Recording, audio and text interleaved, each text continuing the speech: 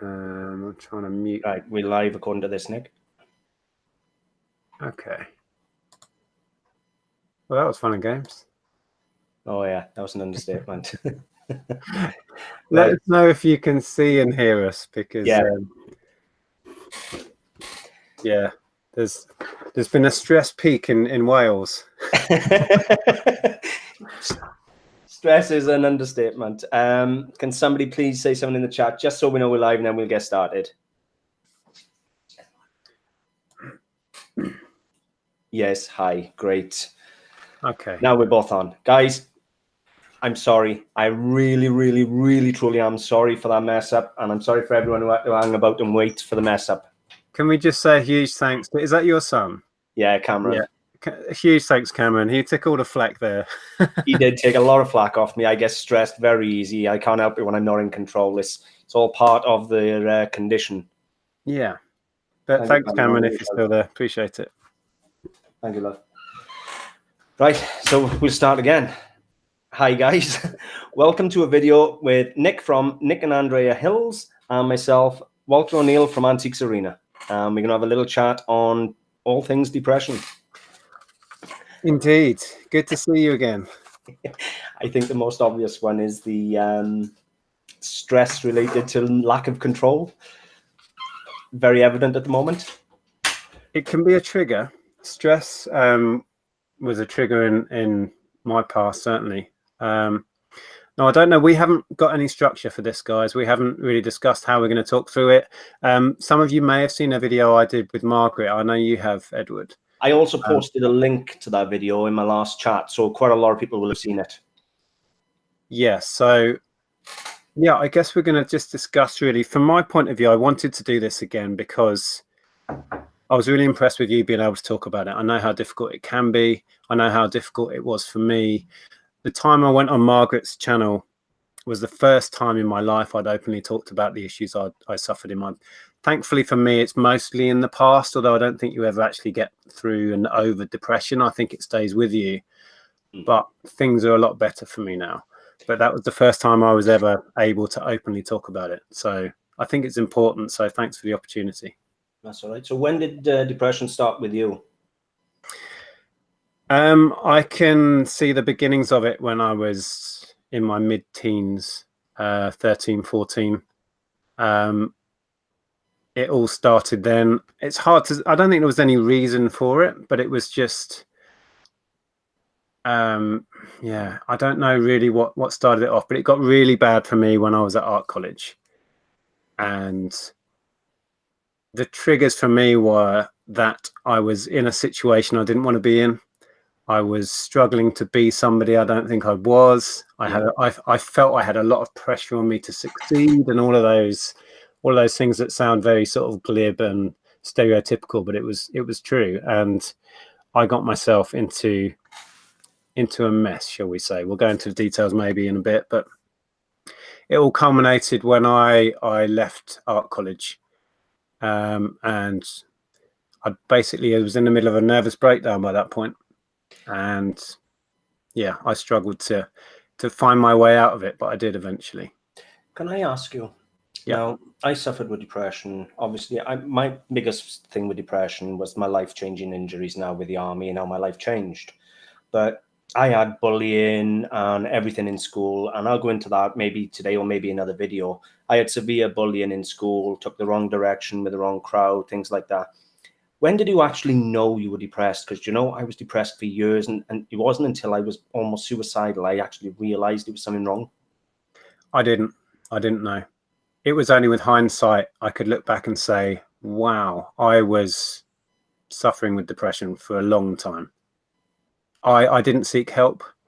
The only help I got was when I couldn't cover it up anymore. I couldn't hide it anymore. And I left art college and it all came out. And my mum took me to the doctor and I was prescribed antidepressants, which scared me. And I really didn't want to take them, but I did. And I had what I call a moment of clarity. And I said, okay, I need to turn a corner and sort myself out. But even then, I didn't seek counselling. I never had a label put on it. It's only in more recent years I've looked back and I can see that I was clinically depressed for a long time. I know what you mean there. Christ, I can't even remember how old I was when I first started depression. I know I was early in school. I got the earliest memory I got of being taken the mick out of in school and causing depression. My brother went through a junior school before me, and everybody hated him. And I went to the school, and we were given an assignment, and still to this day rings true. We had to do a write-up on Sword in the Stone, King Arthur and that. And being a kid, I was a massive fan. I don't know if you've all seen the cartoon with Merlin and Sword in the Stone, where he turns him into an owl and a fish and all that. Yeah. Well, I done a massive write-up on the bloody cartoon as a kid, as you do. And, he actually belittled me in front of the old school. Literally made me feel worthless in front of the old school. And, that's stuck with me from that day to this. Yeah. Yeah, I didn't have a good time at school at all. And I don't know whether it was a trigger for it. In fact, it almost certainly was. I had a happy family life. Yeah. But I was shy anyway, and perhaps lent towards those very introverted thoughts, and I was quite, a deep thinker, all of those sort of things, quite insular, and did have trouble with bullying. But then I isolated myself at school and didn't feel part of it. And I think that was the beginnings of it. And can I just say, I don't know how you describe depression, but I want to put it out there. It's really hard for people that maybe haven't been to that place or understand it to know what it is. We're not talking about feeling a bit sad because, something bad's happened in your life. It's a feeling that takes over you that you can't control, right? This is bigger than feeling a bit down. For those of you that are watching, how do you describe it? For me, I describe it as I felt worthless. I wouldn't contribute to anybody's conversations. I wouldn't get involved in anything because my opinion didn't matter. It didn't mean anything to anyone. Yeah. I felt if I weren't yet, everybody'd be better off. It's hard to put into words now, but it was the overwhelmed feeling of just not wanting to be here. Yeah. And it is really hard to describe.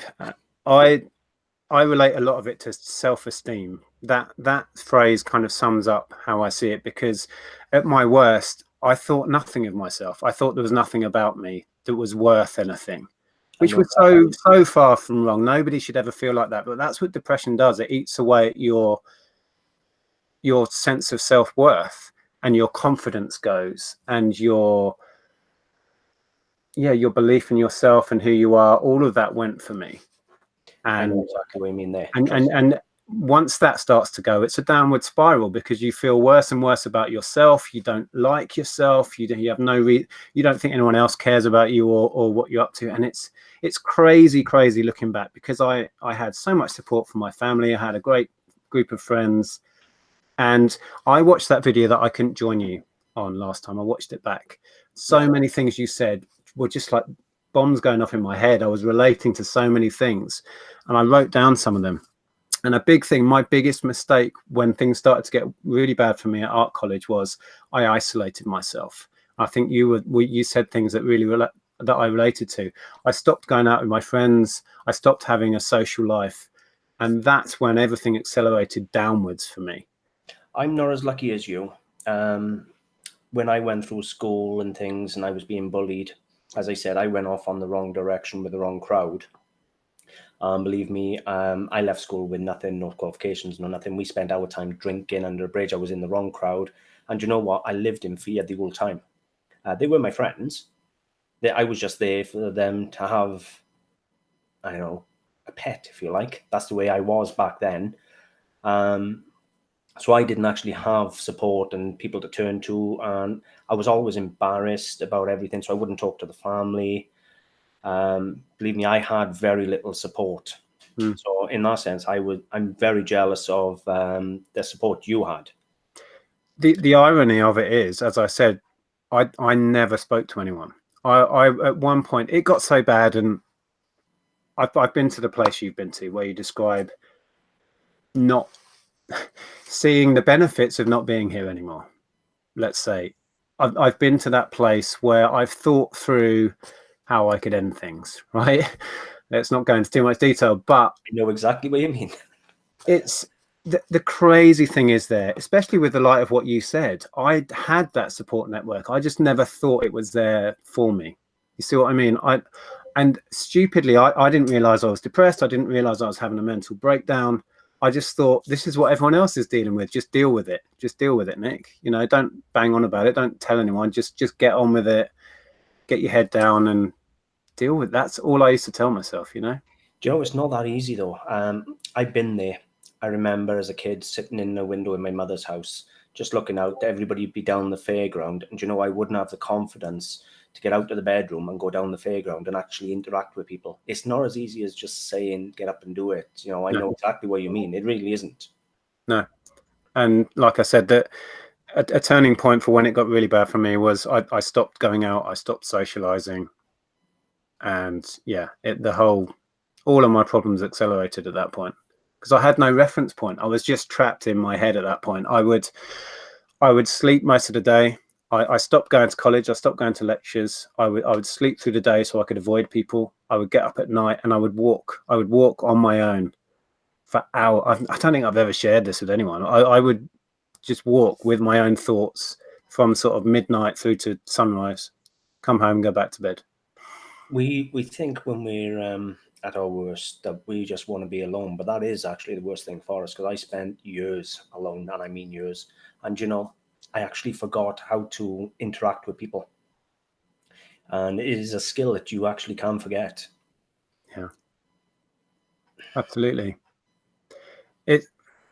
It's fascinating because when I last openly talked about this with Margaret, I think a lot of people were shocked because I have learned to cope, and I am a completely different person now to who I'm describing, but it's still part of me. And people think I'm this happy-go-lucky guy on YouTube being all smiley and all of that. But yeah, I had to teach myself to be that again.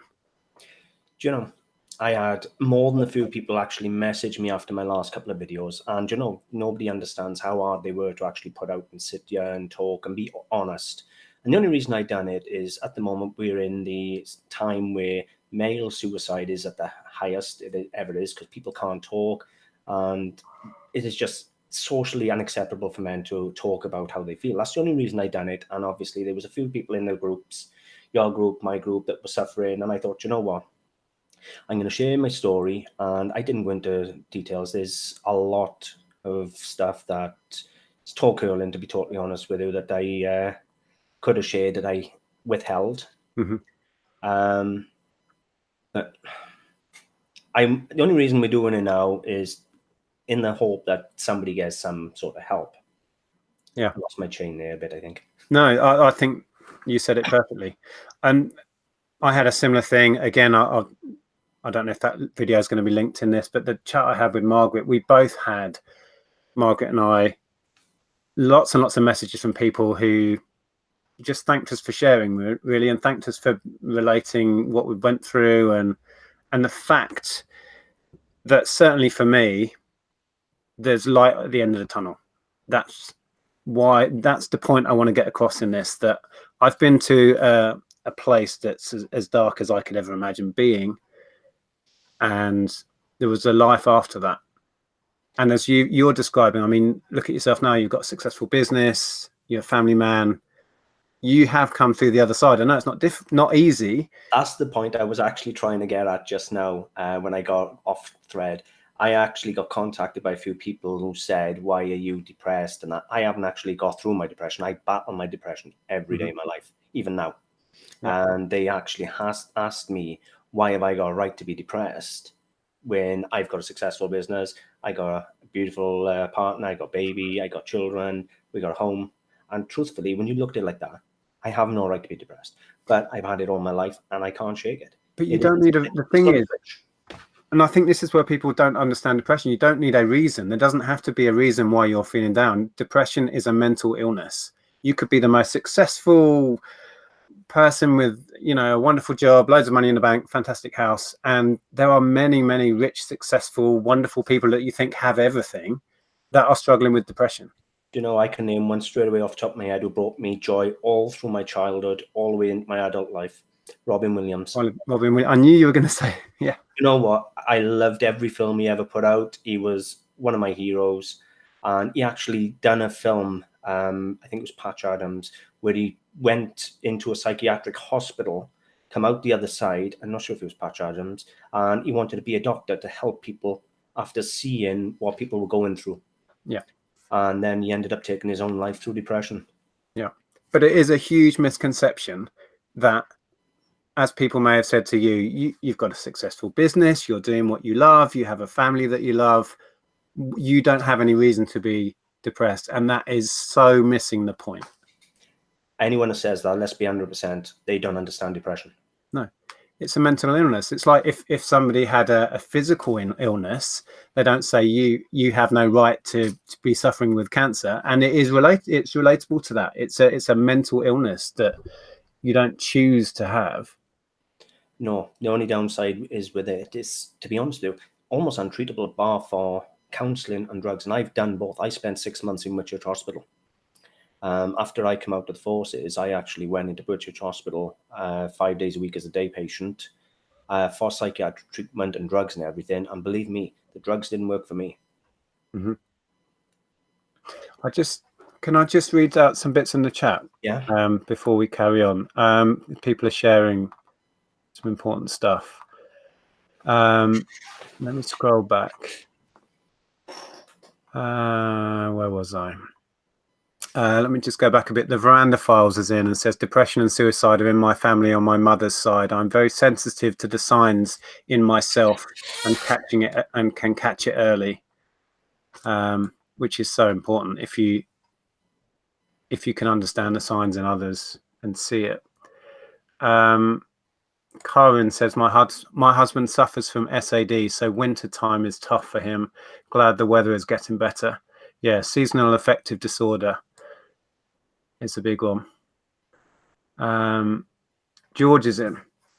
George Ross shares, I also suffer from stress, anxiety and depression. I had the perfect upbringing and did well at school, sporty, etc. But I've suffered since around the age of 17 onwards. Big up and down days. I know exactly what he means there. I Yep. really do. It can be the simplest trigger that will set you off. I don't know if you were watching the other day on one of my videos, and somebody actually had a go at me, and I put a post, I think I put a post in your group, where basically someone was having a go at me saying I was robbing people and things like that. Yeah. And because I was going to a car boot sale and I paid a £5 for a vase that I was going to sell for £30 or £40. And, you know, they brought me down so low, I didn't want to go back out. And it was a simple trigger like that. And they didn't have a clue what they were talking about. They just decided they were going to attack me. Because I always say, pay a fair price at the car boot sale. But by that, what I mean is pay the full asking price. If it's worth it, don't go knocking them down. I'm certainly not going to stand there and say, oh, it's worth 50 quid, yours 40. At the end of the day, I got to make a living and pay bills and that. And I go up and I work hard. But that comment hurt me that much when I posted in the group and everything. I suppose I posted it for support, whereas 10 years ago, I wouldn't have. I would have just curled in the corner and stayed there for a month. Yeah, I remember you posting that. The way I see that is, I think what depression does is it robs you of this sort of shield of self-esteem and self-confidence. It robs that. So yours and mine, to a certain extent still, is wafer thin. So things reach you, things get through straight away. Whereas a lot of people who can't understand it go around with this big cushion of self-confidence and self-esteem. That's what depression takes away. You live your life with the tiniest little membrane of confidence around you, if any at all. And do you know, it is shocking. I try to say to other people, you know, I always try and help people and build people up, and I'd say just ignore what people say. You know, it don't matter and that. But you know, it really. I say what people need to hear to help them, but do I believe in myself? Probably, yeah. But I can't actually follow my own advice. Yeah, and that's it's not easy. And YouTube, I've been doing it now for 5 years. We get a lot of comments, and we've had a big influx of new subscribers and loads and loads of views of people who don't know me, don't know anything about me. But wow, I'll have to share some of the comments I've had recently with you. Off air. Recently, of someone having a go at you saying, "What right have you got if you're not paying tax?" And I remember that comment. Oh, I delete the doozies. That I leave the ones that are readable. I've been called everything you could imagine in the last week. Do you know? They haven't got a clue. It's a lifestyle. Do you know what? What we do benefits so many people. It benefits the world in recycling. It benefits charities. It benefits everybody. And the stick we get as a reseller. Another thing, I struggle to go around charity shops purely because of the way they look down at me and how it affects me when they look down at me. Mm. That's why I done the video on the stigma of charity shops a few weeks back, because I went in a charity shop and she made me feel like shit. And I thought, you know what? No, I'm not having that. It's about time people realize we actually offer a service and they need us as much as we need them, because I can go to a antique fair or car boot sale for my stock. Yeah. Yeah. I just want to carry on reading a few of the comments. I think it's so important to read out what people are sharing. Stu Mandry in and says, I've never suffered with depression, but watching this so that I may be able to spot the signs in someone before things get too bad. George again shares, I seem to have what's called smiling depression. Basically, to the outside world, family and friends, I can seem to be having a laugh, good time, etc. But it's more of a mask to make sure people don't. And he stops there. I know exactly what he means with having a mask, because my mask, as Sandra will tell you, she's probably in the chat, yes she is, my mask was always stern, push people away. I wouldn't let people get close to me in the first place. He's got a mask where he wants to be happy, and there's all different types of masks. My mask was I pushed everyone away and I looked unapproachable on purpose. Sometimes I even dressed so scruffy, and I didn't look after myself intentionally because I didn't want people to approach me. Yeah, I didn't want anyone to know what I was going through. So I guess my mask was, I'm fine. Everything's fine. Even when it was as bad as it could be, if someone came up and asked me, well, I started to shut people out so they didn't get close enough to ask. But if they asked, I was just, the usual happy-go-lucky Nick that everyone thought was fine. And that's how I kept myself to myself, really, and never spoke about it. Which is the worst thing you can do. It is. By the time I was 16, I'd already had hell going through school and everything. Believe it or not, by 16, coming up 17, two of my best friends died. One through suicide. Her name was Karen, and she committed suicide at 16. And the second was Gareth, and he died from drugs. And I think he was 17. Yeah. And I had to get away, and that's when I joined the army. Things did improve when I joined the army, because I was thrown into a role where I was told who were my friends, I was told what to do, I was told what to get on with in life, and I didn't have to think for myself. Yeah. I don't know if that makes sense, but that totally does. It wasn't until then I came out of there on medical grounds, and I spent 10 years on crutches, and I lived for 10 years in a bedroom. Yeah. What you just said there, being in the military and basically not having to make all your own decisions, having your days planned out for you, I can relate to that being perfect. I still have bad days. I keep saying depression's in the past. I think I'm trying to convince myself of that more than anybody else. But if I have a bad day, making a small decision is tough. It's hard work, because suddenly my confidence and my belief in myself, my ability to make decisions, to make the right decision. And you think about what we do. We have to make the right decision in buying something. We have to make the right decision when we list it, to price it, to everything we do is all our decision, and everything ends with us. So if we're having a bad day, oh my God, I don't get a lot done. I've had bad days where I've been self-destructive, and I've chucked this job in so many times you wouldn't believe it. If I've had a bad week or something and I haven't took a lot of money and I've been really down, I go on a destructive path. And as I said in one of my other videos, I actually had thousands of pounds worth of antiques, and I didn't want to do anymore. I really didn't. And I put them all into an auction house, and he said, yeah, I look after you and that. And it was only through depression. I said, yeah, just sell them. Honest to God, I don't think I could have paid for a meal for the amount he sold it for. And you go self-destructive, and the lack of confidence when we're out, if we don't buy correctly, as you just said, we don't pay the bills. We're self-employed. If we don't earn the money, we don't pay the bills. The kids don't get fed or whatever. We don't keep a roof over our head. And self-confidence in this job is key. Yeah, absolutely. Let me just dip back in the chat again. Kath is in, Kath Palmer. She says it's also a strain to keep up the facade of appearing happy, if that's the way you deal with it. And it totally is. It takes a lot of energy and it can be quite exhausting. Sandra Palmer. Is that your Sandra? Yeah, that's my Sandra. Hi there. She says you're both doing fab. Well done. Do you know, I wouldn't actually be here if it weren't for her. When we met, I was going under the train. I literally got that low, and she forced herself on me. Literally, I was up the school in the car park in the car, and I was so low, so down. Honestly, I didn't have anywhere else to turn, and I even had my shield up of "Get away from me" is my meanest look I could do. I had this bald head, everything, you name it. I was unapproachable, and yet the bitch still approached me. She must have seen something. Somehow she could see through it. She worked hard, and she kept nipping and nipping and nipping and nipping, and then she even started coming to boots with me. She'd done the boot sales with me for years, and you know what? Fair play to her. She got up every morning at 5 o'clock in the morning and come with me. She never bought nothing. She didn't come to buy. She came for a day out and to keep me company, and we became best friends from it. But yeah, she's a big turning point in my depression. She saved your life. She did. I still suffer with, I class it as severe depression now. But if you'd seen where I was 12 years ago when I met her, I was pretty much done. Yeah. Yeah, it's amazing. It doesn't bear thinking about if we hadn't made certain decisions or met certain people where our lives would have ended up. I was on a path, going back to when it was really bad for me, I was on a path to drink and drugs oblivion. Yeah, I've been there. That's why I went in the army, to get away from it.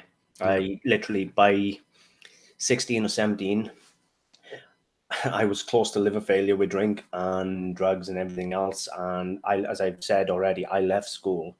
And one of the reasons I shared this story was because I wanted people to understand, if you had a bad beginning and left school with no qualifications, you could still be a successful business person. That's why I shared this story. I left school, didn't even sit my exams. Back when I went through school, you could leave at 15, providing you had a job to go to. And I left school before my exams and went to work as a baker. Because I didn't attend school. I got thrown out of the school I was in. I think it was 14 or coming up 15. And I went to a mixed school, because I was originally in an all-boys school, and I went to a mixed school. And believe it or not, there was a hell of a difference in how I was seen in the mixed school to how I was in the all-boys school. But bearing in mind, I went to school in an all-boys school that was probably 2,000 boys, all competing for dominating, leadership, whatever you want to call it. But yeah, because I left with nothing and I'm still successful, I thought I shared that story last time purely because I want people to understand. One of the comments I made on Talking Antiques and one of the films I done was, anybody can be an antique dealer and actually make a successful business and everything. And a number of people come up to me and said, no, they can't. You need years of training, and you need this and you need that. And I said to them, do you know what? What a load of bull. I haven't got an ounce of qualifications. I'm almost dyslexic. I struggle to read. I can read perfectly, but I struggle. It doesn't sink in because I didn't do the schooling. Even though I can read and write anything, I have to read a book or a page 5 times to understand what's on that page. It's just words to me. It doesn't have any meaning. And if I can actually make a successful business after such a severe bad schooling, then anybody can. Yeah. Can you appreciate how well you've done and what you've achieved, or does your lack of self-esteem still, push that down? Do you know what? Even now, I'll sit down there and I'll pick calls. I'll say my shop's not big enough. My shop's not good enough. I can't fit this in. I can't do that. Even now, it don't matter what I've achieved. It's not good enough. I still got to achieve more. Yeah, that describes depression quite well, because to an outsider looking at you, and particularly if they know your backstory and where you are now, they would look at you and say, that's fantastic, all of this stuff, but I can understand where your brain's coming from, and just you can't see the positives. And I lived like that for so long. Let me give you a perfect example. I joined Slimming World 5 years ago, and I lost 5 stone on Slimming World because I suffer severely with eating disorders as well due to my depression. When I get down, I can't stop eating. Anyway, I lost 5 stone, give or take, and I ended up, believe it or not, a size 30 waist with a 6-pack. And even then, I weren't happy with myself, and to the point I got depressed again, and I'm now back to 16 stone. Yeah. It was interesting.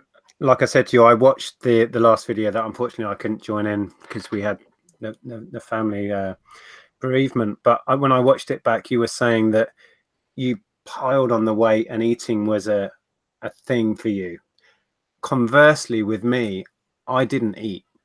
I'm not a big guy anyway. This is kind of my natural weight. I got so dangerously thin because I just didn't eat. I'd go a whole day without eating a thing. Well, I would drink plenty of alcohol, But but I that wouldn't is eat. And this went on for months. I was probably seriously malnourished. But that's the same condition, just in the reverse. Yeah. One of us went anemic, and the other one couldn't stop eating. Yeah. It's crazy, isn't it? And it's a self-destructive thing, I think. It is 100% self-destructive. I didn't care. I knew every time I put that cake in my mouth what I was doing to my arteries, what I was doing to my body. I didn't care. Do you think I've never really understood? I have a big self-destruct button in my head, which generally is under control these days. But school, I self-destructed. I was, I could have been an A grade star student, go off to whatever university I wanted to, but I systematically self-destructed at school to the point where when I was doing my A levels, I just didn't go. I bunked off all the time. I was just off, not doing anything exciting, just being very lonely and very depressed. And I did a similar thing several other times in my life. And I think it's because I didn't think I deserved it. I didn't deserve to be successful. It's really odd. Do you know, I've been in relationships in the past where, like yourself there, you feel like you don't deserve it. And I've actually broken up with people just to see if they're willing to fight for it, just to see whether or not they want me. Very similar sort of thing to what you're saying there, just handled differently. Yeah. Let me just dip in the chat again. I want to make sure if people are sharing stuff that we pay it some attention. Somebody said, oh, I've lost it. It's just scrolled past. Hold on. Margaret said something that's really poignant. Margaret Stewart says, you can be surrounded by lots of friends and family and still be so lonely, which I can identify with. Because you can't talk about it, or I couldn't talk about it. Yeah, I totally agree with you. But I have got a wonderful mother and father and brother, but even then I was very, very lonely and felt I couldn't approach them. And as a male, we find it very, very difficult to turn around to say to somebody, look, we need help, we're weak. And we feel embarrassed and we feel worthless. And believe it or not, asking for help makes us feel even worse in the thing. Yeah, I never thought I had the option. I never thought it was the thing to ask for. It's really odd looking back now. It really is. Knowing how ill I was and how close to doing something really stupid. The last thing on my mind was to say, I need some help. I just couldn't do it. I actually went to the doctors not just after I'd come out of the army and that, and I told him I'd had enough. And he put me on antidepressants. And, the side effect of the antidepressants was suicidal tendencies. Now, I was out to give somebody who was already pretty much there suicidal tendency tablets. They were Prozac. And absolutely ridiculous. And yeah, he was the one that ended up sending me for psychiatric treatment in the psychiatric hospital. But, very little support other than giving me medication, sending me on my way, or send me for a referral to see a psychiatric doctor. But even, believe it or not, even in Whitchurch, and it was Whitchurch, the only way I can explain it, Whitchurch is very much like you see on the old-fashioned films. It's got the long corridors, all tiled, with all the big secure doors. Because we're going back nearly 25 years ago, or 20 years ago. And it is exactly like you see on some of these horror films. It really was a scary place to be. But I was very fortunate. I ended up in a day centre part of it, 5 days a week. I was taken in by ambulance. I'd come home by ambulance, and I'd spend my days in what was supposed to be a safe environment to make you feel good. But to be honest with you, I'd say 9 out of 10 of the days, I'd just be sat there drugged off my face. Weren't achieving nothing. I was just sleeping half the time on drugs. Yeah. I can't imagine that place where you were at that point. My experience, the interesting thing as well is everybody's experience of depression is going to be personal to themselves. Everyone's story is going to be so different. I can relate to the emotion of what you say.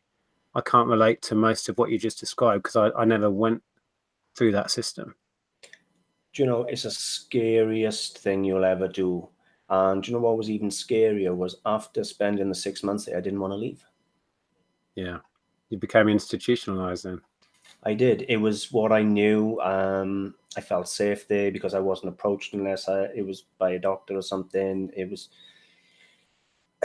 just hard to explain that you can get attached to something that awful. Wow. Can part of you see, looking at yourself today with your business, with your successful YouTube channel, doing exactly what we're doing now? This is night and day from what you just described. You've come so far. It's amazing. You know, I don't know if you've ever watched my very first YouTube video I done. My voice was shaking. I was so scared, and I wanted to do it for 2 years. I actually set my channel up in 2012 and didn't post my first video, or 2015, I think it was, sorry, something like that. And I didn't post my first video until 2018 through fear. And when I done it, do you know, I expected people to come back and just say, off you go, don't want to know, piss off, useless, you know, who wants to watch you, and all the rest of it. I really did, and I had some lovely comments, and that's what kept me going. But honestly, I don't even know how I managed to get that first video out. I think through Sandra nagging me and pushing me, but I really don't know how I got that first video out. And now I'm here, sat talking about my darkest and deepest secrets with yourself, in the hope that it helps other people. And Yeah. it's really, really hard, but it's something I know for a fact 5 years ago, I'd have been cowering in the corner crying. Yeah. Yeah. It's amazing. It really is. Let me dip back in the chat again. Martin had a good point. We were saying before about depression is a mental illness. It doesn't matter how successful you are, what you've got, etc. And Martin kind of touched on that by saying, look how many pop stars we've lost recently, and they had everything, but they were ill and nobody knew. It's, yeah, pop stars, film stars, people you look at and look up to maybe and think you've got it all. Depression is, you know, it can touch anybody. It's Well, not about things, is it? you can see clearly the pressure of being in the public light with the amount of pop stars now that end up killing themselves through drugs. Because they don't take the drugs because they want to get high. They take the drugs because they can't handle the pressure and the depression. Yeah, well, we touched on briefly that we've had run-ins with, certainly with alcohol, drugs. Luckily, I got away from that before it became too much. But for me, it was a way of altering my reality, really, escaping from where I was. That's all it was. Wasn't really enjoying it. It would just meant I could forget about it for an evening. Yeah, but you didn't feel any better after you drink. I guarantee you, when come the morning, well, while you were still drunk, you'd be there in a depression state of, you know, wanting to be alone and just cry and think miserable thoughts. And come the morning, then you'd be hungover and you'd want another drink, which will make you feel just as miserable. Because I've been there, I know exactly how you felt. Exactly. Yeah. Oh dear. There was no release by having a drink or drugs. It just enhanced the really bad feelings you had in the first place. Yeah. For me, it was a way of, yeah, blotting it out effectively. Yeah. Zoe's in and says, this is Zoe Patrick says, I know we're way behind in the chat. I just get told I'm too young to have depression. What have you got to be depressed about? Yeah, that's so wrong. There's no such thing as too young, because as I explained earlier, I suffered my first case of depression in junior school when I was pulled out in front of the whole school and made to feel worthless and stupid. And you know what? I'm 42 and it's stuck with me now. Yeah. Let me read a few more bits out. Oh, Heather's in. Treasure Pirate. Hi, Heather. Says, hi there, you two. Didn't get the notification. What a brilliant subject, though. Claire Riley's just put up, if I can just point that out, that sometimes it's the Samaritans can help. It's good to speak to somebody. And I will say for 90% of people, it is good to talk to people. But you know what? Actually picking up that phone and dialing is the hardest thing you will ever do. You can pick the phone up 100 times and you put it back down 101. Yeah, I was just trying to relate that to me. I knew this help was available. I just literally didn't put two and two together and thought that's for me. That's what I need. It's really odd. I just didn't think it was there for me. I just had to deal with it. I didn't know I had a problem. I thought everyone else was driving themselves insane in the head. Really strange. I was the other way around. I knew I had a problem. I knew how serious the problem was, but I just didn't know how to fix the problem and didn't feel talking to somebody would fix it. I was very angry, especially after coming out of the army on medical grounds. I'd lost my career, I'd lost my life, I'd lost my health, I'd lost everything. My girlfriend, you name it, I lost everything. And I was so angry. And the last thing I want to do was talk to somebody. To be honest with you, what I could have been doing with is getting in a ring with a few people if I was capable. That's what I could have been doing with, not talking to somebody. The anger issues I had then were scary when I think back on them now. If I'd been physically fit, some of the things I could have done. And that was all through the depression. Yeah, doesn't bear thinking about. Pinky Lon says, hi guys, good to hear you talking about this. I lost my younger brother and my older half sister to suicide, and I've suffered from depression and PTSD myself in the past. In brackets, I'm fine now, which is fantastic. I'm sorry to hear about your loss. Yeah, I'm sorry, and thank you for sharing.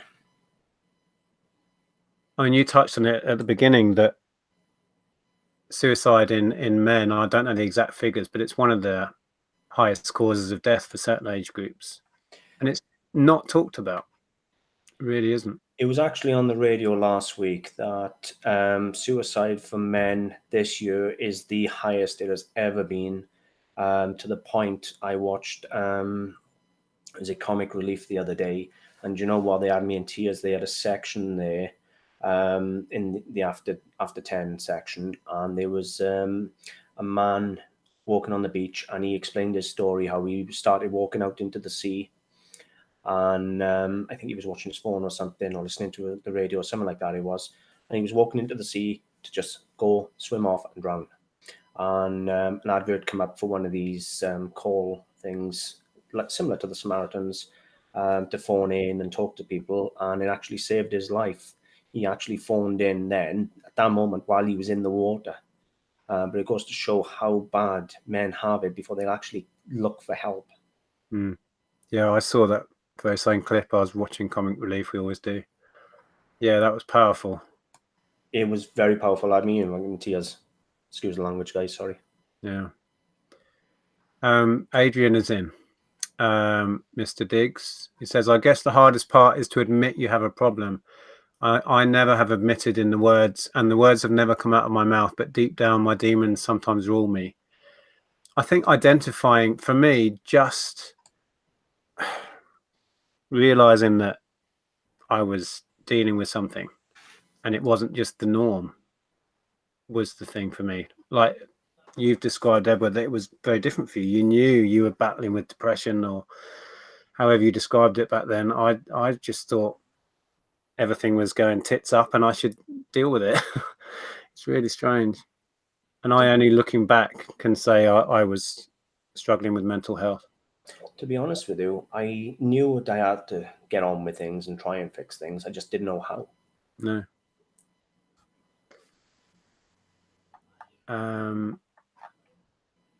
Right. Jez or Gez is in, says, chin up, guys. You are an inspiration to many, many people. Well, thank you. You know, if a handful of people watch this and feel that they can relate, they feel less alone, then our work is done, really. all we want, to be honest with you, from my last couple of videos I put out on the depression, I've actually been contacted by a couple of people who said I helped them get up in the morning and get on with life. And you know what? That actually gave me strength to hear that off them. Totally. Yeah. Claire Riley says there are many benefits in working for yourself when you have something like depression. Oh, wow. Ka-ching. Sorry. Because you can pace yourself. In the workplace, there often isn't recognition of mental health issues. I would agree, but I think I disagree. I just disagree, because when we get in our depressive states, we self-destruct, we don't work, we don't get paid, we're in trouble. I was going to say I agree to a point. Trouble with me is I beat myself up if I don't think I've done enough, or if I'm not being enough. My battle is working less. You know, I push myself. I used to push myself too hard, to be honest. And these days, because we don't have to, my struggle is not beating myself up and just earning what we need to and being happy with it. It's that's a mental battle that's going on all the time, really. Being happy with what I've got and not pushing myself too hard. I find when I'm down in the shop, if I have a quiet day, that I'm worse, because then I know I'm stuck with my thoughts and I can start questioning myself and second guessing myself. I'd much rather be busy, whether I'm listing on eBay, making a YouTube film, serving customers. The minute I sit down and I'm doing nothing, that's when I start beating myself up.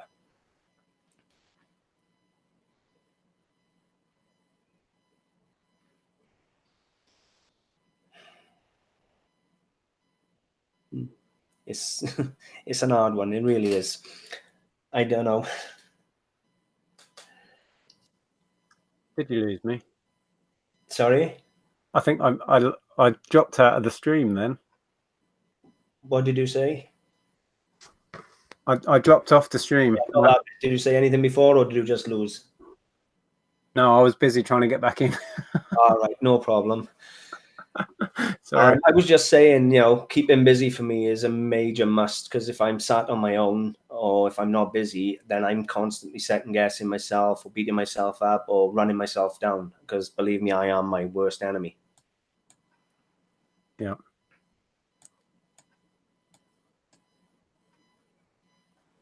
Adrian's just said, people say, why don't I go to the doctors to see if he can help? Well, I am too proud to, and I think I can handle it myself and don't need tablets, as I feel I am better than that. What I would say, Adrian, maybe counselling would be a route. Just go and talk to someone, which for me, saying it is ridiculous, because that's what I didn't do ever. But I know that would have helped me. I actually did go and get help, because I got to that stage. They don't necessarily, back then they pushed drugs on you, they did. But I've been suffering with the depression all my adult life, and I've been back and forth seeing counsellors and things, and they don't necessarily push drugs on you anymore. The first thing they'll offer you now is to talk to somebody, and that can be really good, providing you're willing to open up, because the trouble you got is you got to be honest. You got to be honest on how you feel. You got to be honest on what is bothering you and what you're thinking, and being honest and actually having somebody see you bare, naked, and all your evils exposed is really hard. And also, from relating it to my experience, I didn't really know what was going on. I didn't have any reasons. I couldn't have said to someone any whys or whatever. But I think talking to somebody would have helped, because just having somebody listen and perhaps tell me that something was wrong, because, yeah, I couldn't see it. Your family are still not really up on what you've gone through now, are they? Never really touched on it a little bit. My sister, I've got 3 sisters. My middle sister has suffered with similar stuff, so I've spoken to her. I've never really told my parents how bad it got. They knew I left college and I wasn't coping, but we didn't have conversations about it. My mum took me to the doctor, who diagnosed me as being clinically depressed, so they knew, but I never told them how dark it got. Was that because you were worried on what they'd think of you, or worried that they would worry about you, or just what they would think? I tell you what it was, or what I think it was. At that point, I had turned a mental corner in my head and knew I had to deal with something and start digging my way out of a hole. I felt like in my head I was in a giant hole, and I just didn't want to go backwards. I kind of blocked it out, turned the corner, started walking. That oversimplifies it, but and I didn't want to look back, I don't think, and I was probably embarrassed. I can certainly relate to the embarrassment. My parents knew how bad I was. They were the ones putting me on the ambulance regularly to go to church and things. So my depression's been pretty evident all the way through my adult life. You can't sit in a bedroom and refuse to interact with another living soul without people knowing you got problems. But you've made it clear to me yourself, that your family didn't know the extent of your problems then. No, So, in a sense, I would think that made things a lot harder on you, and the pressure and having to keep that front up more, and hiding more. That couldn't have been an easy thing for you to do. no, and we're talking best part of 10 years. And still going. Yeah, it is interesting looking back. I think embarrassed. I don't know if that's the right word. I've always felt I didn't. Somebody said it earlier. I didn't have the right to be depressed. I had everything going for me. You know Yeah, what I mean? I can relate to that. I didn't have a reason. I had a loving family, friends and family around me, great home life. Was on a course that outwardly I was lucky to be on. I was on the one animation course in the country. I fought tooth and nail to get in there, and I got in. I was doing exactly what I wanted to do. Chances are I'd have the career I wanted. I wanted to be a filmmaker in animation, blah, blah, blah, blah. But the underlying thing that wasn't coming out was couldn't handle the pressure of all that expectation. And what I actually wanted to do was leave and go and get a job. See I what I mean? I watched one of your videos the other day where you actually talked upon you were a police officer for a short time, Yeah. and you left that to become a reseller. And that shows such a massive step, that you actually had the confidence to leave such a secure job, even though you hated it, and take this leap of faith in yourself. It's not the job you were doing, it's the leap of faith in yourself. It shows how far you've come to believe in yourself to that level. Yeah. It was almost at that point an act of desperation, though, that I knew I had to get out because I was heading into that hole again. I was in a high pressure job that I wasn't enjoying, and I was putting on this facade of being this police officer in control, blah, blah, blah, you know, and all I wanted to do was not get up and go to work every morning. I So, understand that, but a lot of people would have been stuck in there and said, you know what, I got to keep going. And they wouldn't have had the courage to do what you've done. So it shows how well you've actually done emotionally and mentally to actually believe in yourself to that level. With me, it was very similar. I've always been an eBay seller or an online seller or car boot seller or an antique fair. And I actually, 2 years ago, had enough belief in myself to open a shop when all others were failing and closing. And that's something I never thought I'd have, was actually a bit of belief in myself, which is exactly what you had. Whether you can see it now or not, how many people in this world are stuck in a job they can't stand and so depressed, but haven't got that faith in themselves to do what you've done? I can see it looking back. I'm so proud of myself for doing it, and I'm amazed, to be honest. You know what I mean? I know exactly what you mean, and to be honest, it was something to be proud of. Yeah. No, likewise with what you've achieved, especially knowing, where you were in your head at the time, to having the balls to do it against best advice that people were giving you, against the trend. You went and set up an Genuinely, antique I shop. don't know where the strength come from. I genuinely don't. Even now, I'm expanding and taking a new shop on now in a few weeks. And even now, I don't know where the strength is coming from for the courage, because genuinely, I don't believe in myself on a day-to-day basis. and yet somewhere I must believe in myself, because I'm expanding, and I know it's a lot of work and it's a lot of risk, and a lot of people said they wouldn't take the risk, but I didn't get where I am now without going against the trend. Yeah, Fighting. you've found your thing, and whether you think you do or not, you're good at it and you believe in yourself. I wouldn't say I believe in myself. I know I'm good at what I do, but I don't believe in myself. But the way I'm looking at it, I suppose, if I keep striving, keep growing, keep myself working as hard as I do, because I think I do 80, 90 hours a week.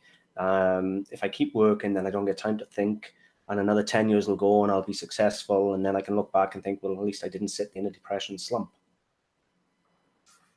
Absolutely.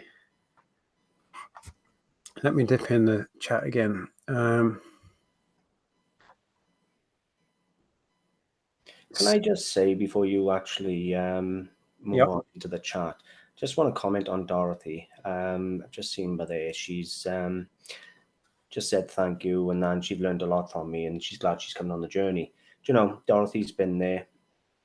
She's a lovely lady from Ohio, and she's been there from almost one of my first videos. And you know, she watches every video, comments on every video, and she's been such a support system. And we've never met before I went on YouTube, and honest to God, she supports me all the time. So thank you, and everyone else who supports me as well. But Dorothy makes a point of every single video, even if I'm feeling down, she's there, and you know, chin up sort of thing. Yeah, I think sometimes people don't appreciate how powerful a little message is.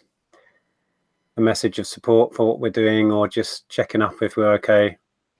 It's huge. It really does make a difference when people comment on my videos and things like that. And, you know, I just sit there sometimes watching the thumbs up and things like that. And then if I get a thumbs down, I think, what have I done wrong? Why are they judging me? And I know we don't have them. But, you know, even something as simple as a thumbs down, it really affects me. It really does. It's shocking. It shouldn't, I know, because we're going to get them. And lately, as my channel's been growing, I'm finding people are attacking more as well, and I find that hard to cope with. As you've had quite a lot, because you've grown 5,000 in this last week, which is amazing, to be totally honest. You deserved. Your channel is massive, and the work you've put into it. But you're experiencing it on a much greater level than I am. Oh, excuse me, I've got a tickly throat. Yeah, YouTube has taught me to have a much thicker skin than I used to, and to realize that a lot of the comments are people that haven't taken the time to understand what I do, who I am, what I'm about. So I just delete and move on. But it's not easy. It's not easy. Do you want to have a quick scan through the chat? Because I don't know where you got to last time. Yeah, I'll just read a few bits. Lee says, Lee's finds the best conversation I've ever had was with my doctor. I got to a stage where I couldn't take my kids to school. Yeah. Richard says it's exhausting putting on a front. Some have seen the front without realizing, or maybe they did realize and stayed silent. There's so many people that live their lives with putting on a front. So many people. Richard comes to my shop on a regular basis. He comes every Thursday to visit and have a chat and that. And I've seen him have to cope when people come in the shop. He doesn't deal well with other people. So I tend to distract him. I give him an antique or something, and I'd say, what's this? And a bit of jewelry. And I generally distract him until they're gone. Paul shares that, this is Paul Jenkins, I was abused by my stepdad and my teachers. Good Lord. So I withdraw from everything. I ended up being a sheep farmer at 15 because I didn't go to school. Wow. Hope you're okay, Paul. I can't begin to understand how severe anybody who's been abused feels. You know, we can all relate our depression to ourselves. That must be a seriously traumatic, life-changing event, obviously. But you're still here and you're still fighting on. So for that, well done. And Stu Mandy shares, my last managerial proper job, in quotes, was such a pressure cooker that I'm sure my mental health would have suffered massively if I had stayed much longer. I truly believe quitting saved me. Yeah, pressure and stress were my triggers. And when I started feeling that way in the police, I just had to walk. And because I've been there once before, I was so scared of heading into that dark place again. I just walked out. I don't know if it was the video that you saw, but I was literally in the squad car with my partner, and I said, I've quit. Yeah, I remember watching it. I will put a link to the video of the chat you had in the description tomorrow. We've had hell trying to start the film tonight. I will re-edit the description and everything, and I'll put the links into my previous depression video and to the depression video Nick done with the other lady. I'm sorry, I can't think of her name a minute. Margaret. Sorry, Margaret. It was a very good video. It's hour long, but it's a very good watch. And yeah, I had more of an understanding of you than from that video than watching all the other videos I've seen, to be honest with you. Well, I think if you watch that or you hear the background, a lot of the decisions and how I've ended up doing this for a living makes sense. I think that's the point. It kind of fills in the blanks. You know, I had to take control of my life for my life to make sense, really. I was never happy fitting in, and I never felt comfortable. And if there was any pressure involved in the job, I would fight against it. I'm probably like you. I rebel against any form of authority, anyone telling me what to do. If someone tells me I can't do something, I'll intentionally do it just to prove I'm wrong. But I'm in my career through pure accident. I done a creation video. I started doing this because I couldn't pay my bills. And the short and long of it was I started going to car boot sales, and family would give me all the stuff they didn't want, and I'd go to a car boot sale and I'd sell stuff. And I'd go home and I'd pay the bills, and I'd make £100 or £50 or whatever. And I think it was great. And then the following week they'd give me some more, and I'd go to the car boot sale. And one day I walked around and I saw a store was selling 4 or 5 pieces that I'd sold him for 50p, and he was asking like 50 quid a piece or something like that. It was something stupid. And I thought, you know what, I want a piece of that action. So I stumbled on mine by accident. You chose yours and always wanted it. I was thrust in this accidentally, pure accident. Yeah, I suppose it's similar because I found reselling through collecting stuff and trying to add to my collection. And then because I started dabbling in it as a hobby, and we'd built that up as I was doing it alongside Andrea, we'd built that up. That was like my get out of jail free card. Then it was like, I can do this. This is my escape route. And that's how I saw it, I think, because we'd built it up in the background. And I think subconsciously I knew that's what I wanted to do. And then I just had to get confidence and build it up to a point where it's like, okay, yeah, I can quit this, which was a job for life. You know, it's not a job for life. It was security and a pension, and pension. all of a risk to take. And you must have had such unbelievable self-belief, or whether it was belief in yourself or belief in Andrea, to actually take that plunge. I didn't have the belief. No, I think it was desperation. I knew I had to get out. It was my backup plan. It was a cobble this together. We make it work. And the fear of not making it work, because we just had our first child, we were in rented accommodation. It was like, this has to work. And I actually think, looking back, it's weird because pressure is my big trigger, but it's pressure from other people. That was pressure I was putting on myself, and it was actually good pressure, and I enjoyed it. I enjoyed the challenge. I love a challenge.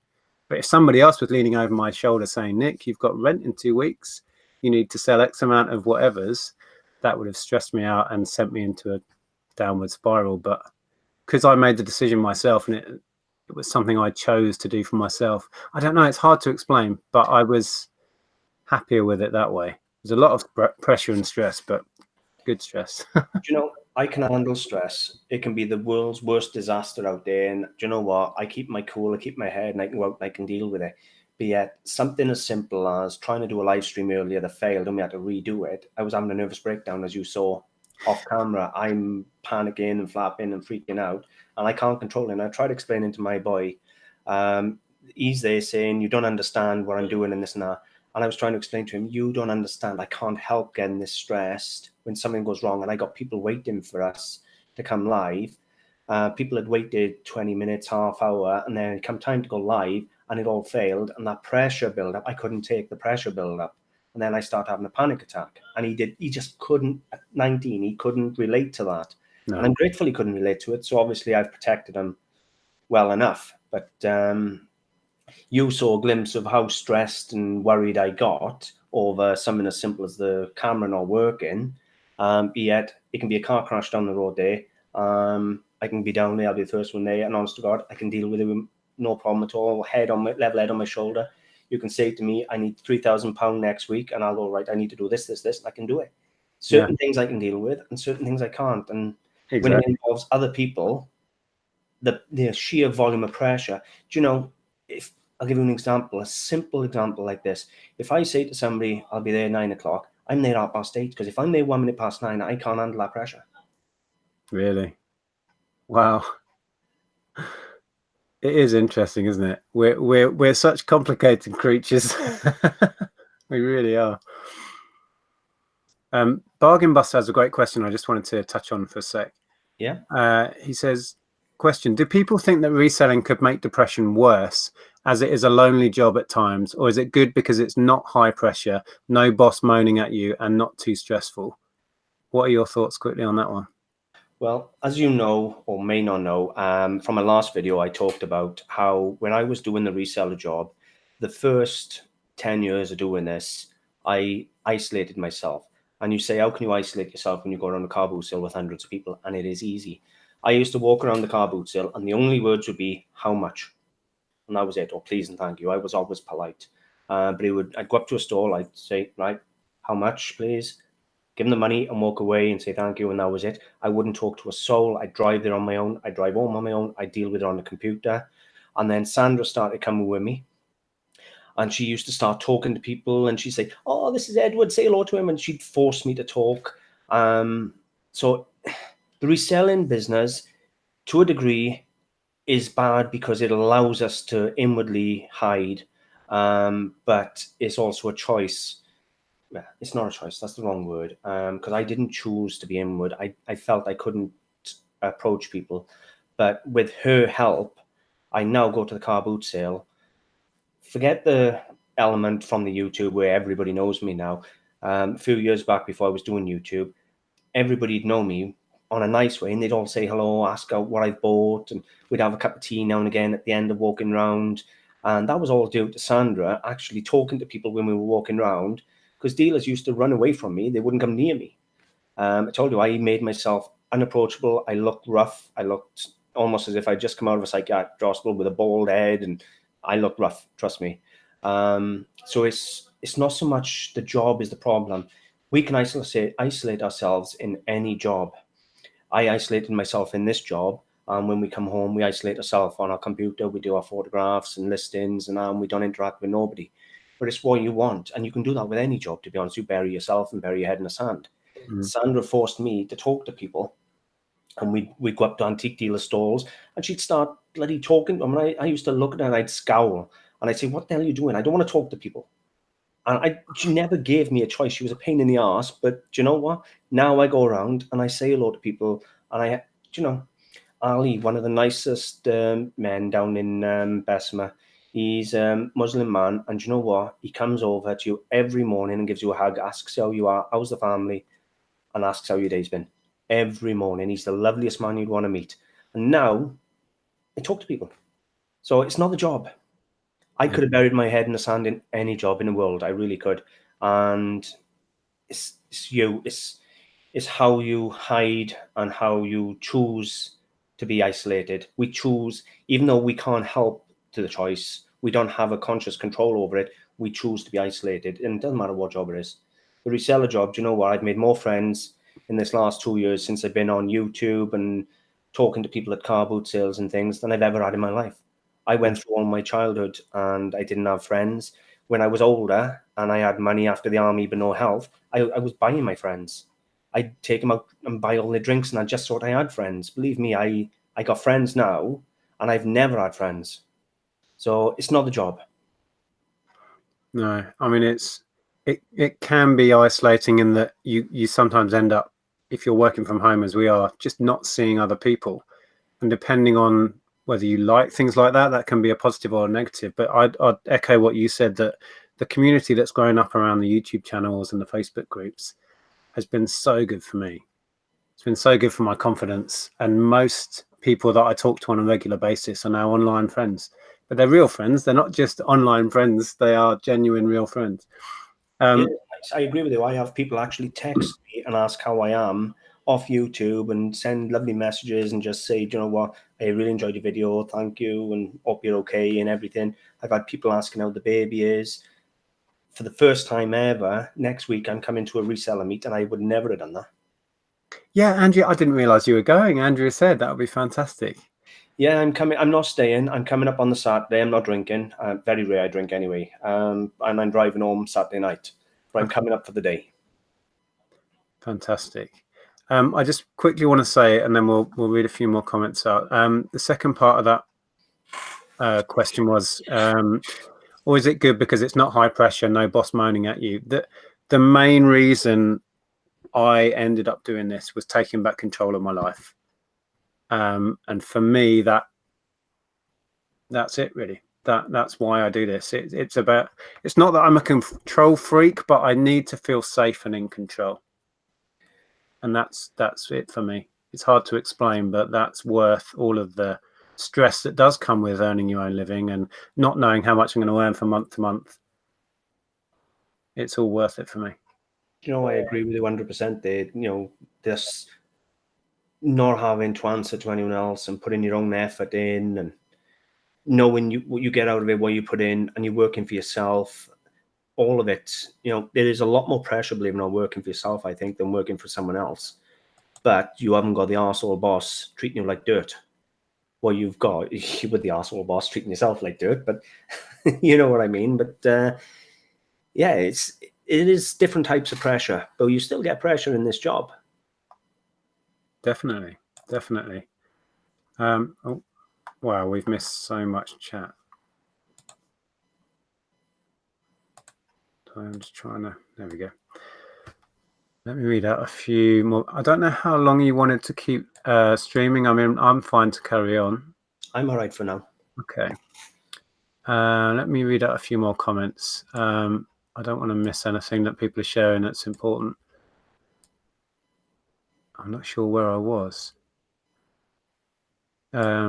Julie's just echoing what we were saying earlier, that depression strikes anyone from all walks of life. It's so true.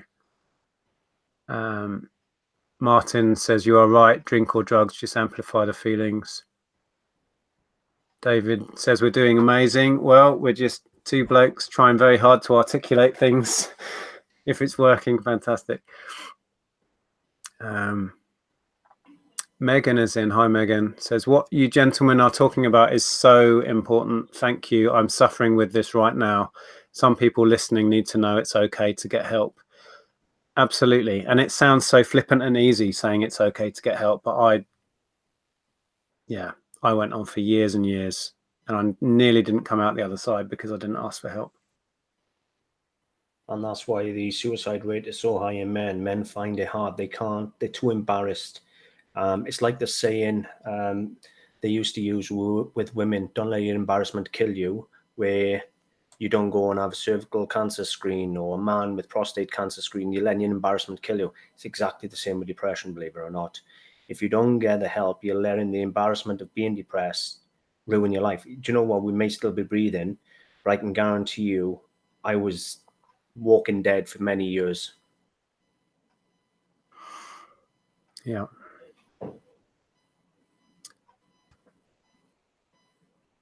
Yeah, there's some people sharing some very dark stuff. It's not easy to talk about. There's still a level, and I think embarrassing is the right word, oddly. I still cringe when I talk about the fact that I got that low, that I considered ending it all. I still find that hard to say out loud.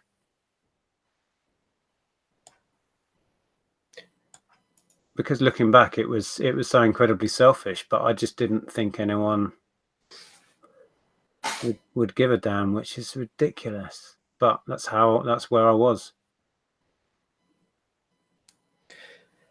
Yeah, I don't know what to say to that. It's hard. Karen, I've just made you a moderator, so you can boot out whoever needs booting. We're having a bit of abuse in some of the chat. Gary just says there, hats off to you both. Many others on here tonight have told a story. Let's hope it's the start of these people being able to talk and open up. Yeah, it's powerful. Just saying the words sometimes gets it out of your head, puts it out there into the world, and it starts to diminish it the tiniest bit. Andrea falling on a bruise is in as well. Hi there. She says getting help is hard. My husband has been sent round in circles from doctor to therapist and back. All we get is, we can't help you. You need to be referred to someone else. Oh, that's appalling. Oh, that must be awful. It's hard enough to go and ask for help, but then not get the help you're asking for is, to be honest with you, it's not fair. No.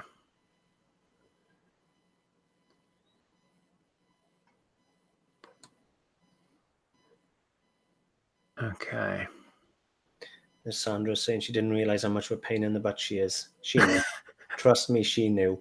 I used to scowl at her, honest to God. Do you know what? We had argument after argument where I'd say, stop talking to people and stop drawing attention to me. And, you know, she's been my biggest supporter. She really have, and believed in me all the way through. So I got to give her dues, to be honest with you. She's absolutely wonderful. She's a pain in my ass. She really is, but I wouldn't be without her. But yes, she has been that bad. In a good way, because now I'm, well, I wouldn't be on YouTube, that's for sure. And I have a lot of really nice messages where people actually say my videos help them. They learn from my videos. It's the ones where people say that I've helped them. Now, I have a couple of people on my channel, I won't say names, that are going through quite a lot in their family. One lady has a very sick husband, and she says, I help her get up in the mornings. It's things like that that actually keep me going. Because if I just listened to the abuse, I certainly wouldn't be making the channels.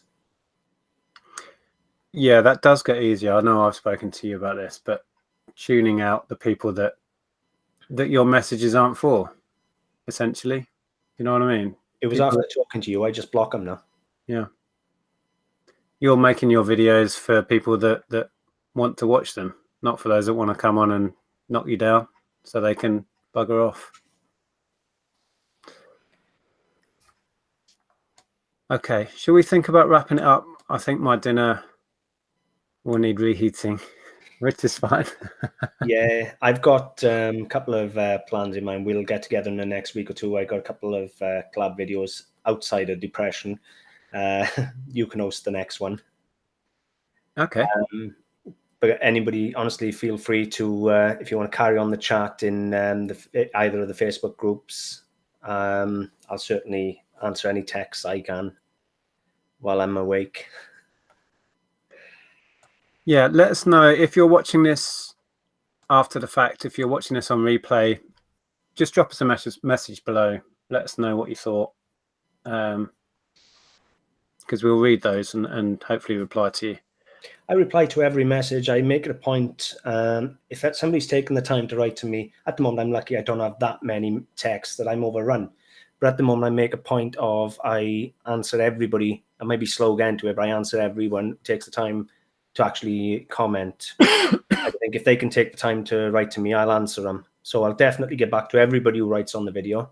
So feel free to leave your stories and, you know, share, because it's not just us. Other people will watch us after the event. They'll read the comments and they'll see it's not just myself and Nick. It'll be other people's stories in the chats that people will relate to.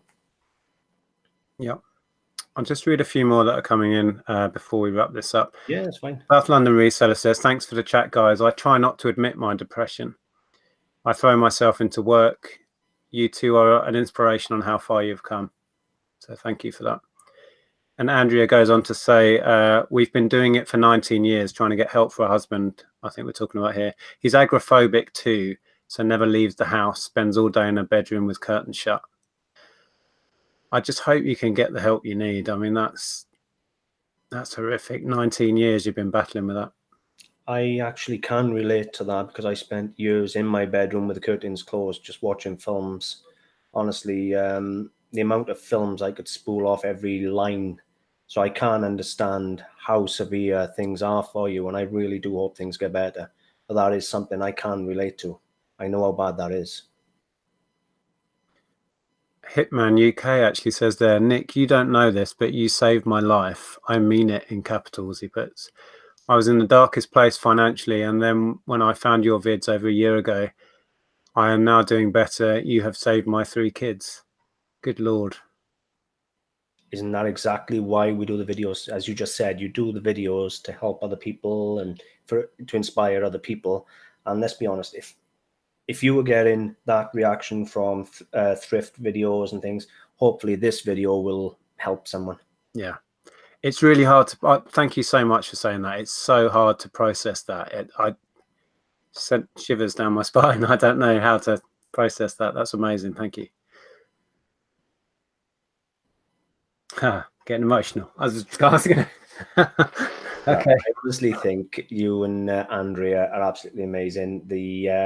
It's not just your thrift videos. I watched your actual games footage from tonight. I didn't comment on any of the questions because, in all honesty, you said you'd been in the music industry retail wise, Yeah. and you knew all the songs. And to be honest with you, I was into films. When I was in the house, I watched films. I've never listened to music. Music for me was upbeat and for people who were happy. It wasn't for someone who was in a slump of depression. I used to watch all the films. So I didn't comment on any of the years. The only one I knew was Kung Fu Fighting. That was the only one I knew. But I didn't comment. I did watch the whole thing. But I didn't actually comment. But it's things like that where you just do the simple quiz just for a bit of fun. It's a distraction for people. It helps them.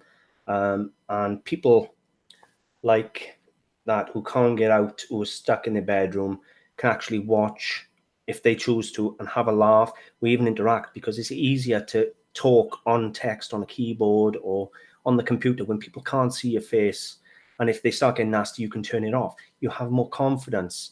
So people can actually relate to your channel with all the live hangouts you do, all the live chats you do. I watched the one the other day you done with George where you were trying to do listing. And I think you listed one item, absolutely useless at listing, honest to God. But you know what? We had a laugh watching it. We Yeah. really did. And that's why people love your channel. And that's exactly what he was just saying there.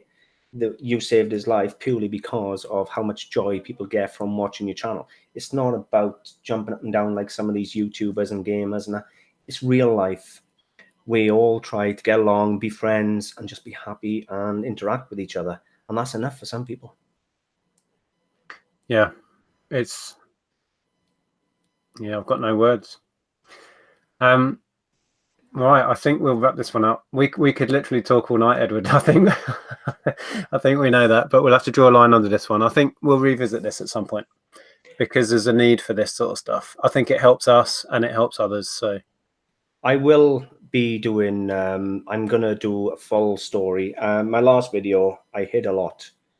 And to be honest with you, I'm going to try and do a video.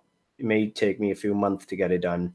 I'll probably do a 3 or 4 parter where I do my early years on my bullying. For those of you who've experienced bullying, I'll talk about my military time and my illness after that, and then I'll talk about how I've coped with dealing with depression and making a successful business. So I'll sort of do a 3-parter, but I'll try not to hide too much. The only thing I won't put in is how bad things were in the marriage, because if my children watch it, I don't want them thinking any less of their mother.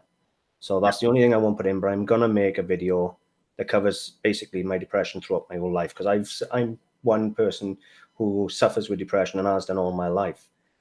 You were very fortunate, Nick, as in you're almost in full control of yours. You have down days, as you've said, but you're in majority of control.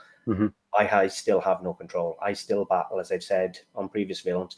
Every morning when I get up, it's still a battle. Even though I got all this, as people say, it's still a battle. And I set myself little mini goals, as I've said before. So I'll put all that into a film, and then once I've made those films, maybe we can get together, you can watch those, and we'll have a chat about things in there. Yeah, we can do it again. definitely. I think we'll do that. That sounds fantastic. And if we do it again, hopefully you guys will come back, and we'll try and read out I know I missed a lot of things that people were sharing, which is a shame, because I know how hard it is to say some of this stuff. So thank you for your messages. I hope we read out a few. I know we got to some of them. And yeah, thanks for hosting it, Edward. No, before everybody goes, I want to say thank you to everybody who came and supported us. Obviously, it means a lot, as we've explained. Your support, your comments, your likes, they do mean a lot to us, more than you realize. They were actually drivers to make the film tomorrow.